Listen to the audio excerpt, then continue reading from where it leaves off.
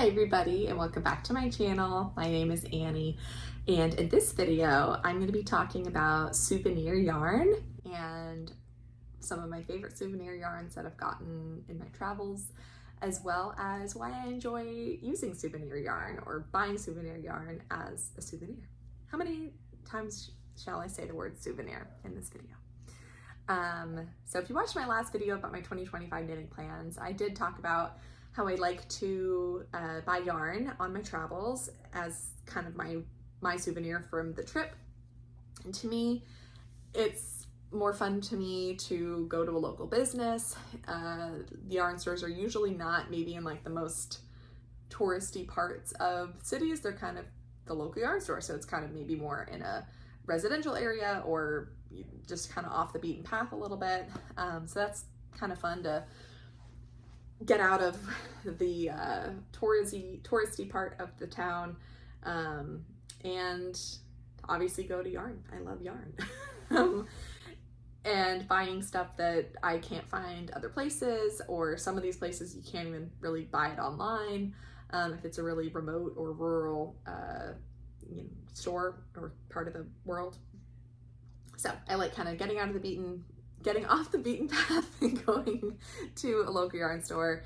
I think the money that I'm spending on a souvenir is actually going back to local artisans in the community, either the yarn dyer or the shop owner or something like that, more of a small business, rather than kind of a big souvenir shop or airport shop or something like that.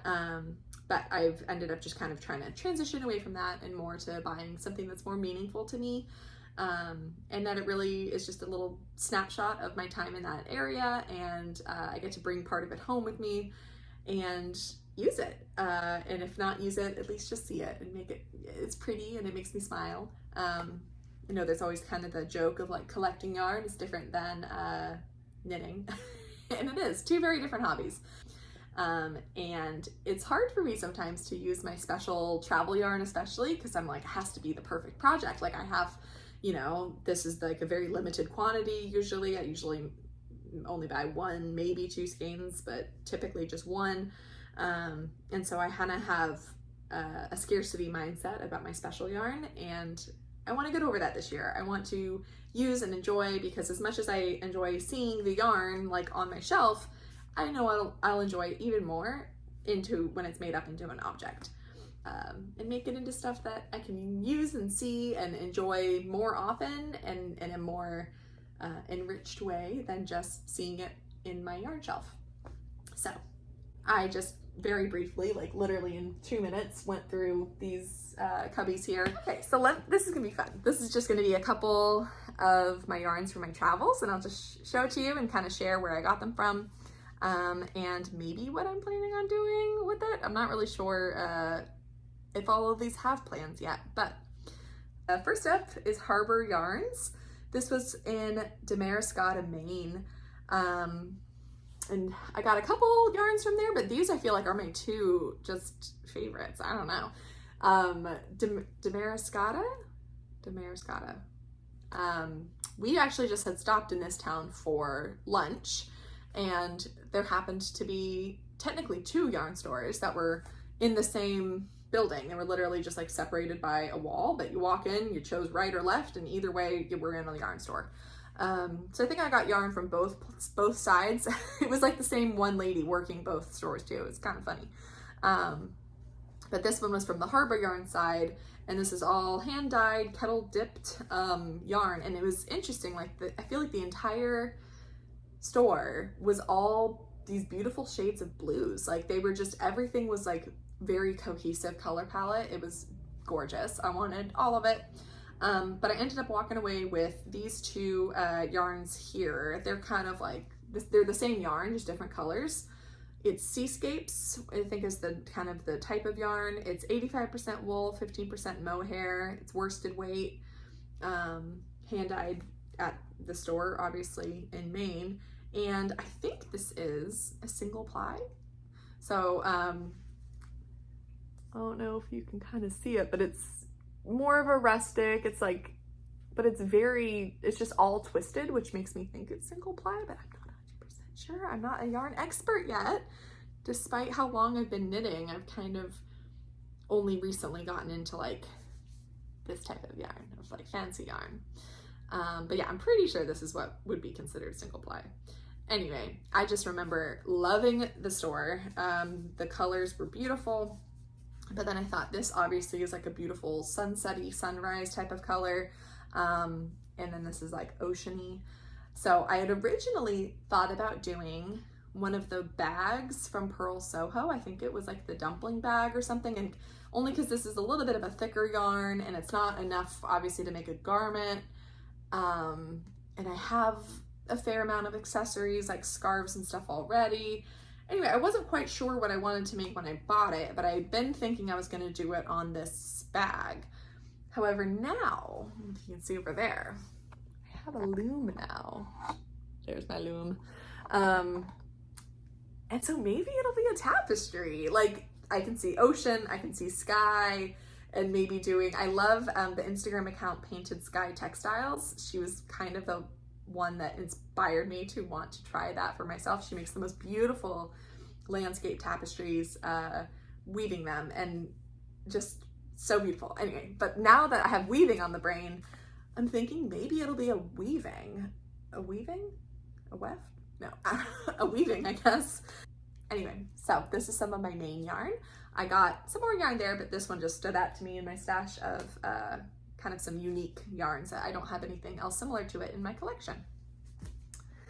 Next up is a souvenir yarn just from where I have my family that lives. So I have my in-laws live in Oklahoma City, and one of the times we went and visited, I asked to go to the local yarn store there in Oklahoma City, which I can't remember the name of it at this exact moment, but I can put it on the video now if I can figure that out, or link it below. But it was a great local yarn shop in Oklahoma City, and I got some local yarn to them, which is Moondrake. And Moondrake is not, it is available everywhere, not everywhere else, but you can buy it online, and I've definitely seen it in other yarn shops around the country, but she is based out of Oklahoma. So this was kind of some local yarn to Oklahoma. And this is an MCN, so it's merino cashmere nylon, and that's a DK weight in the shade Violet. And this is from a few years back, so I doubt that she might still have this exact colorway, but haven't made anything with it yet. I actually do have 2 skeins of this, just so I have more options on what I want to use it for. I feel like sometimes, especially for a DK or like higher weight yarn, 1 skein, you're a little bit limited in what you can make with it. So I think I got 2 skeins of this.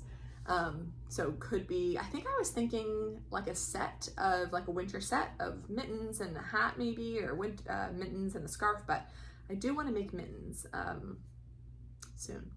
And of course it's been freezing cold here in North Carolina. We had snow last week. There's still ice and snow on the ground.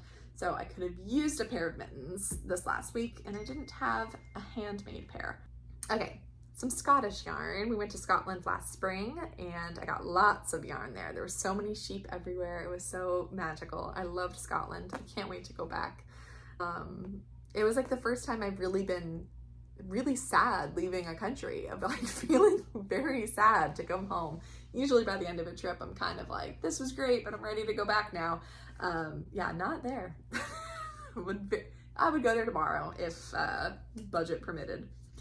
So I went to two yarn shops on the Isle of Skye. This one I believe was called Isle of Skye, like Natural Dye Company. Both of the yarn shops were like in someone's house, it felt like, which was really cool. So this was from one of the places. This is the natural, the tag says Chilister, so maybe that is the name of the shop, but on Instagram I think there's something else. I think it's Isle of Skye Natural Dye Co., which is exactly what it sounds like. They naturally dye all of these from Isle of Skye ingredients, and like using the Isle of Skye water, like it's very like there's Scotland in this yarn. This is, I think, just 100% wool. It's 30% Shetland wool and 70% BFL. This one, I think I actually even got the pattern at, and this has little tags saying it was dyed with madder and indigo. And my plans for this was that in the shop, I think it might have even been this exact color, but there was a little shawlette that was knit up. So I think she gave me the pattern, or gave me the name of the pattern when I bought the yarn, to be able to make that for myself. So I think that was my plan for this yarn, was to make a little tiny scarf from it. And then some others very special Scottish wool is some hand spun Jacob's sheep wool. And this was from, it's gonna kill me. Well, I'll put it on the screen. It's on the tip of my tongue, but also on the Isle of Skye. It's gone forever. Which this is the one. I had also bought some other yarn from her, that is what I made into my wall tapestry. So this yarn was from a Jacob's sheep, which she thinks she told me this is hand spun by her, and that it's because of the Jacob's sheep has different colors on it. This is all just from one animal, but like the way you can spin it is like a little bit of the white and a little bit of the brown and make these beautiful kind of marled look, but this is all fiber from just one animal. So my plan for this sounds kind of silly, and I don't know if this is going to end up being the plan for this one, but we just moved into this townhouse over the summer, and my husband and I decided to have our downstairs bathroom be sheep themed, because I love sheep and he loves me. So we have like all these sheep prints and stuff on the wall, and so we had known we were going to do that bathroom idea when we went to Scotland. And so my idea was to make even like maybe even crochet it, but like a little bowl or something for like the sink or something to, you know, hold toiletries or something in the bathroom, because the bathroom of the townhouse we had toured had like a whole vanity area, but then we ended up moving into this one, and this particular model unit doesn't have that. It's like just the sink by itself and a toilet by itself. So I'm not really sure now what I was gonna do with it, because I feel I don't want to put my beautiful Scotland yarn like on the toilet. So I don't know yet. No. So maybe I'll still do a little bowl, and it just won't go into that bathroom. It might go into our bathroom up here that actually has like a counter area. So yeah, that one, maybe I don't know anymore what to do with it, but so it'll be something beautiful. And then just a couple more here. We went to Alaska this fall, and so I went to we actually just went on a cruise to Alaska. That's how we got up there. And even just on the cruise stops, there was yarn stores, I think, in every stop, which was really fun. So I went to a few in Alaska. I think these were from different yarn stores though. Yeah, this one was from Juneau, Alaska. This is a brand called Juneau Woolies, and it's hand dyed and hand spun yarns in Juneau, Alaska. I don't think this one's hand spun though. This one looks very uniform. But this color I'm obsessed with. This is called Aurora. Obviously why? Looks like the Northern Lights. We didn't get to see the Northern Lights when we were in Alaska, so I was sad about that. So instead, I was able to bring some Northern Lights home with me. But I just thought this is the most vivid. I feel like this camera's not even picking it up. It is like fluorescent green right here, and just the most beautiful colors. Like, I'm just obsessed with it. It's their Cozy Toes base, which is 75/25 superwash and nylon. And I'm not sure what I want this to be either. I think I only got the one skein, so it could be socks, which I think could be really cute. Kind of some darker socks. I'm wearing my hand knit socks now. That's not a great shot of them. There, that's a little better, but it's definitely hand knit sock weather here.